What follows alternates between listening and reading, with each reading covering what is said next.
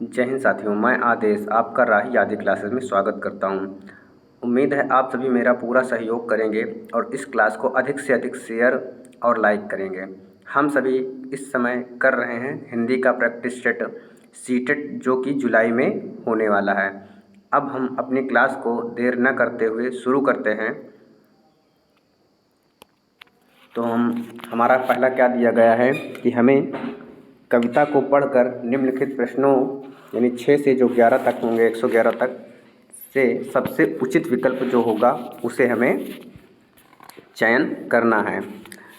तो कविता को हम अब पढ़ते हैं। क्या लिखा है? हरा भरा हो जीवन अपना, स्वस्थ रहे संसार, नदियाँ पर्वत हवा, पेड़ से आती बहार, बचपन कोमल तन मन लेकर, आए अनुपम जीवन लेकर, जग से तुम और तुमसे है ये प्यारा संसार, हरा भरा हो जीवन अपना, स्वस्थ रहे संसार, वृंद लताएं पौधे डाली, चारों ओर भरे हरियाली, मन में जगे उमंग यही है, सृष्टि का उपहार, हरा भरा हो जीवन अपना, स्वस्थ रहे संसार, मुश्किल से मिलता है जीवन, हम सब इसे बनाएं चंदन, पर्यावरण सुरक्षित ना हो तो है सब बेकार, हरा भरा हो जीवन अपना, स्वस्थ रहे संसार। यहाँ पर कवि कह रहा है कि जीवन को हरा भरा होना चाहिए। जो प्राकृतिक चीज़ें हैं, नदियाँ पर्वत पहाड़ पेड़, इन सब से बहार आती है। बचपन कोमल होता है, तन मन लेकर आता है एक अनुपम जीवन जीने को लेकर, और जग से तुम यानी संसार से तुम हो और तुमसे ही संसार यानी संसार से तुम और तुमसे ही संसार, ये प्यारा संसार है। हरा भरा यानी व्यक्ति का जीवन सुखमय होना चाहिए, हरा भरा खुशियों से भरा होना चाहिए, स्वस्थ रहे उसका संसार।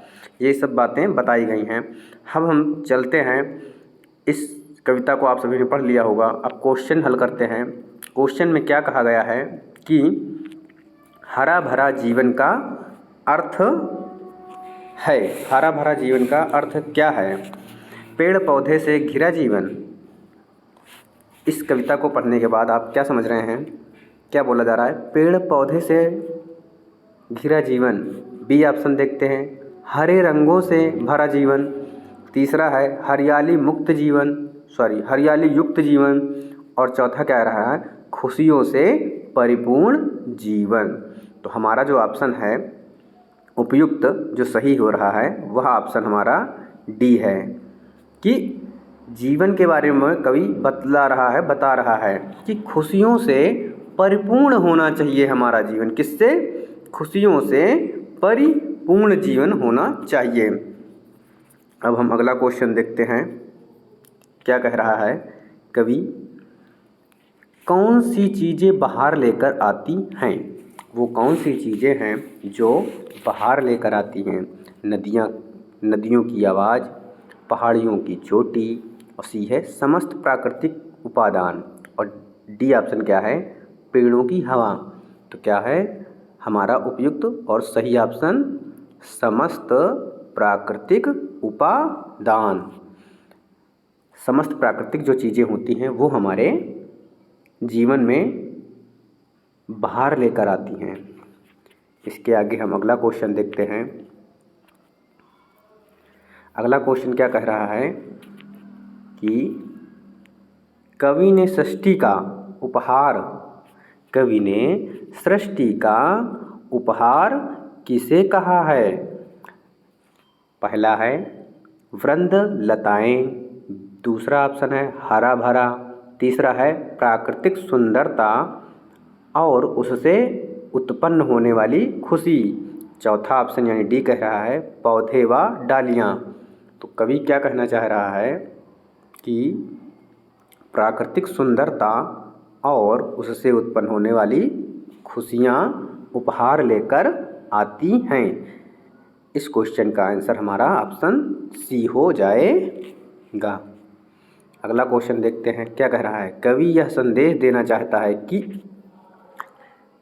क्या देना चाहता है? ऑप्शन ए, जीवन में सब बेकार है, गलत बात। दूसरा क्या है, पर्यावरण संरक्षण में ही जीवन संभव है। तीसरा ऑप्शन देखते हैं, प्रकृति में पेड़ पौधे नदियाँ पर्वत सम्मिलित हैं।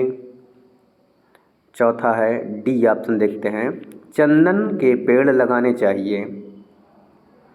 नहीं, कवि क्या कहना चाहता है कि पर्यावरण के संरक्षण में ही हमारा जीवन संभव है। तो ऑप्शन हमारा क्या सही हो जाता है? ऑप्शन हमारा बी सही हो जाता है। इसके बाद हम अगला क्वेश्चन देखते हैं। कवि क्या कह रहा है कि जग से तुम और तुमसे है प्यारा संसार। पंक्ति में, इस पंक्ति के माध्यम से कवि क्या कहना चाहता है? व्यक्ति और संसार दोनों का अस्तित्व एक दूसरे पर निर्भर करता है। बी ऑप्शन क्या है? संसार चलाने के लिए व्यक्तियों की आवश्यकता होती है। डी ऑप्शन, सी ऑप्शन क्या कह रहा है कि व्यक्ति का अस्तित्व संसार से स्वतंत्र है। चौथा ऑप्शन डी ऑप्शन क्या कह रहा है? संसार का अस्तित्व व्यक्तियों से स्वतंत्र है। इसका जो उपयुक्त और सही आंसर है वह है ए ऑप्शन, कि व्यक्ति और संसार का अस्तित्व क्या है? दोनों को एक दूसरे पर निर्भर है। अगला क्वेश्चन हम देखते हैं। अगला क्वेश्चन क्या है? अनुपम से अभिप्राय क्या है? सुखद, मनोहारी, आनंदमय। अनुपम से अभिप्राय है कि जिसकी उपमा ना दी जा सके उसे बोलते हैं अनुपम। अगला क्वेश्चन हम देखते हैं। अगला क्या है कि अगला गद्यांश आ गया है। इस गद्यांश को हम पढ़ेंगे। ये गद्यांश क्या बोल रहा है? ये गद्यांश अभी अधूरा है, आगे और भी है। यहाँ पे 112 से लेकर 120 तक क्वेश्चन होंगे और उन क्वेश्चनों से विकल्प जो होंगे, उचित विकल्प को हमें 4 ऑप्शन में से सही को छांट कर टिक करना है। तो हम अब गद्यांश को पढ़ते हैं। क्या है? समस्याओं का हल ढूंढने की क्षमता पर एक अध्ययन किया गया। इसमें भारत में 3 तरह के बच्चों के बीच तुलना की गई। एक तरफ वे बच्चे जो दुकानदारी करते थे पर स्कूल नहीं जाते थे, ऐसे बच्चे जो दुकान संभालते हैं और स्कूल भी जाते हैं, और तीसरा क्या है कि तीसरा समूह उन बच्चों का था जो स्कूल जाते हैं पर दुकान पर कोई मदद नहीं करते हैं, कोई मदद नहीं करते हैं। इसके बाद आगे गद्यांश क्या कह रहा है? इनसे गणना के बाद इबारती सवाल पूछे गए, यानी इबारती सवाल यानी मौखिक सवाल पूछे गए। दोनों ही तरह के सवालों में उन स्कूली बच्चों ने जो दुकानदार नहीं हैं, मौखिक गणना या मनगणित का प्रयोग बहुत कम किया बनिस्बत, यानी उनके मुकाबले। उनके जो दुकानदार के थे, बल्कि जो दुकानदार के बच्चे थे उनको क्या बोला गया है? स्कूली बच्चों ने ऐसी गलतियां भी की कि जिनका कारण नहीं समझा जा सकता। इससे यह साबित होता है कि दुकानदारी से जुड़े हुए बच्चे हिसाब लगाने में गलती नहीं कर सकते, क्योंकि इसका सीधा असर उनके काम पर पड़ता है, जबकि स्कूलों के बच्चे वही हिसाब लगाने में अक्सर भयंकर गलतियां कर देते हैं। इससे यह स्पष्ट होता है कि जिन बच्चों को रोज़मर्रा की ज़िंदगी में इस तरह के सवालों से जूझना पड़ता है, वे अपने लिए ज़रूर गणितीय क्षमता हासिल कर लेते हैं। आगे क्या बोला गया है? लेकिन साथ ही इस बात पर भी गौर करना महत्वपूर्ण है कि इस तरह की दक्षताएं एक स्तर तक और एक कार्यक्षेत्र तक सीमित होकर रह जाती हैं। इसलिए वे सामाजिक व सांस्कृतिक परिवेश जो कि ज्ञान को बनाने व बढ़ाने में मदद करते हैं, वही उस ज्ञान को संकुचित और सीमित भी कर सकते हैं।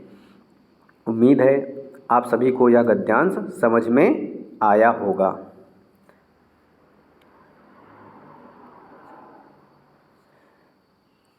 हम अब क्वेश्चन देखते हैं।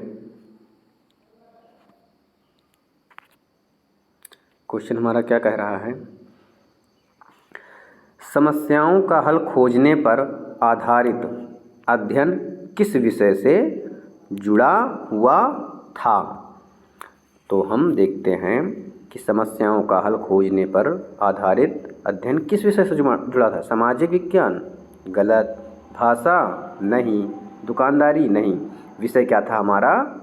गणित। तभी तो यहाँ पूछा जा रहा था।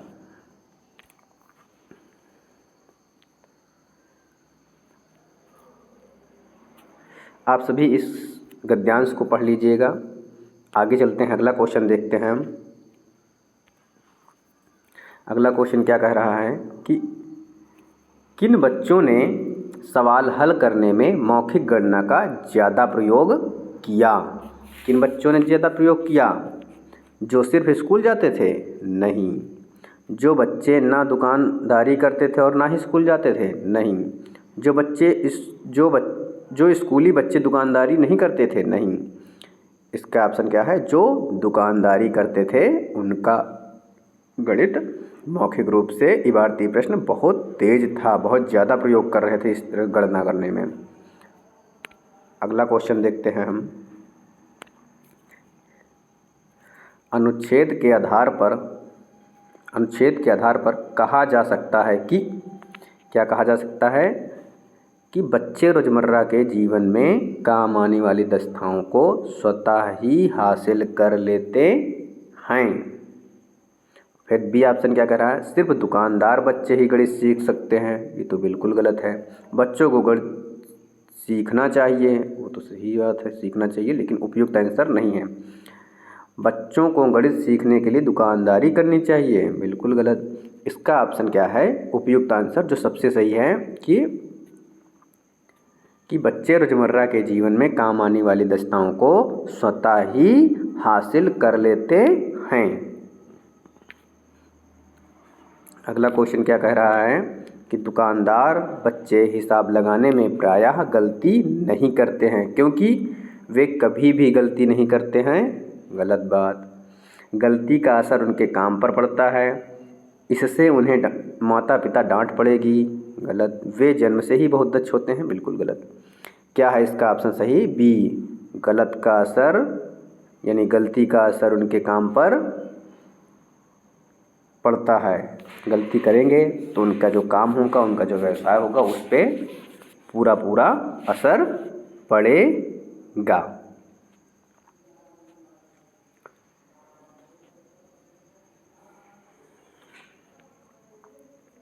इसके बाद अगला क्वेश्चन देखते हैं।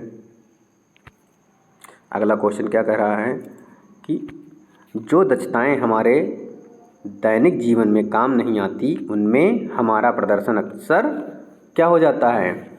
जब हम किसी चीज़ को उपयोग ही नहीं करेंगे तो हमारा स्तर क्या होगा? प्रदर्शन हमारा क्या होगा? खराब अच्छा होता रहेगा। क्या होता रहेगा? अच्छा और खराब बीच बीच में होता रहेगा। क्यों? क्योंकि हम प्रदर्शन करते ही नहीं हैं दैनिक जीवन में। अगला क्वेश्चन क्या कह रहा है?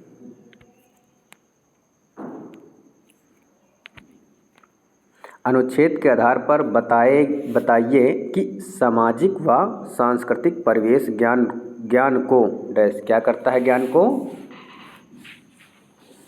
सीमित कर सकता है? नहीं।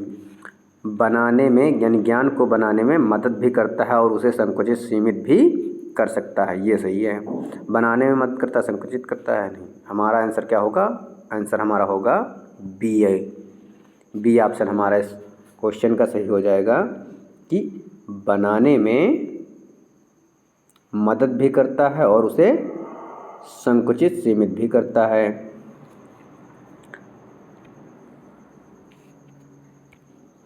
अगला क्वेश्चन देखते हैं हम।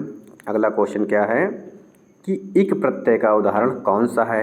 लास्ट में जिन ऑप्शन में इक होगा वही हमारा इक प्रत्यय है, तो हमारा क्या आंसर सही होगा, सामाजिक।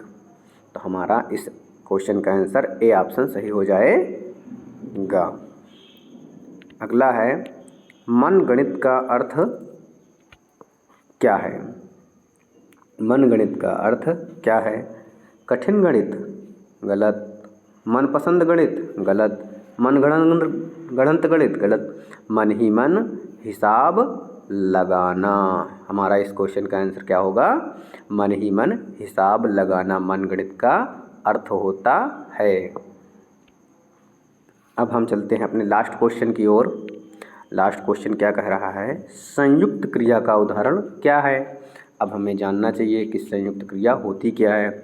वह क्रिया जो धातु से क्या, जो दो या दो से अधिक क्रियाओं के साथ आए वहाँ पर संयुक्त क्रिया होती है।